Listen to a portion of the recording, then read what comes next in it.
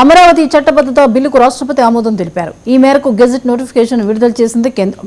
చిరకాల స్వప్నాన్ని సాకారం చేసిన రాష్ట్రపతికి ధన్యవాదాలు తెలిపారు సీఎం చంద్రబాబు. పార్లమెంట్ ఉభయ సభల్లో అమరావతి బిల్ పాస్ అవ్వడంతో రాష్ట్రపతి ఆమోదం తెలిపారు.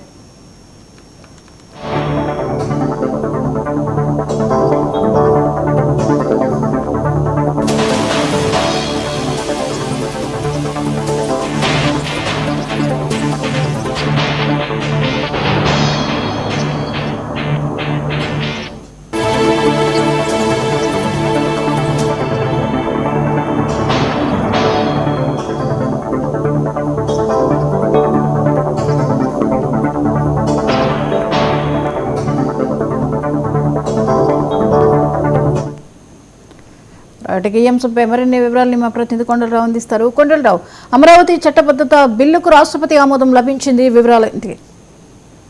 గుడ్ మార్నింగ్ జ్యోతి.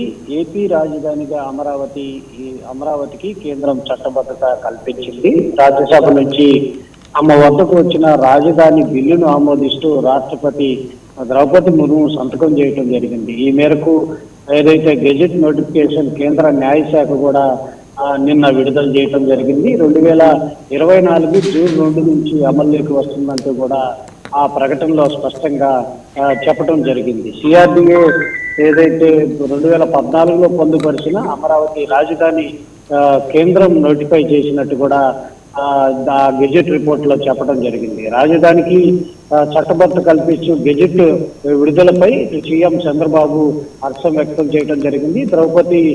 రాష్ట్రపతి ద్రౌపది ముర్ముకు ఎక్స్ వేదికగా ముఖ్యమంత్రి చంద్రబాబు నాయుడు ప్రత్యేక ధన్యవాదాలు కూడా చెప్పడం జరిగింది. ముఖ్యంగా ఎక్స్ లో ఏదైతే ముఖ్యమంత్రి చెప్పారో మన రాజధాని చిరకాల స్వప్నాన్ని సాకారం చేస్తూ ఆంధ్రప్రదేశ్ పునర్వ్యవస్థీకరణ చట్టం 2026కు ఆమోదం తెలిపిన రాష్ట్రపతి ద్రౌపది ముర్ముకు ఏపీ ప్రజల తరఫున హృదయపూర్వక కృతజ్ఞతలు అన్నట్టు కూడా ముఖ్యమంత్రి చంద్రబాబు నాయుడు ఎక్స్ వేదికగా చెప్పడం జరిగింది. మన రాష్ట్రాభివృద్ధికి కట్టుబడి ఉండి దిశానిర్దేశం చేసిన ప్రధాని నరేంద్ర మోడీ నేతృత్వంలో కేంద్ర ప్రభుత్వానికి ఈ బిల్లుకు మద్దతు తెలిపిన ఏదైతే దేశంలో ఉన్న ఎంపీలందరికీ కూడా ప్రత్యేకంగా చంద్రబాబు నాయుడు కృతజ్ఞతలు తెలియజేయడం జరిగింది.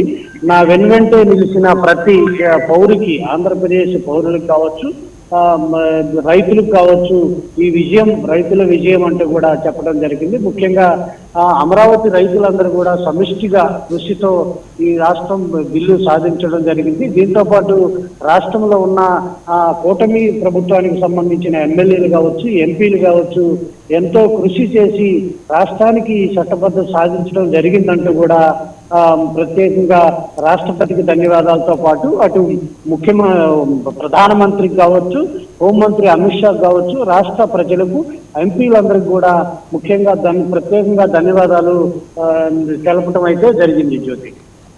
Right, thank you Kondalarao.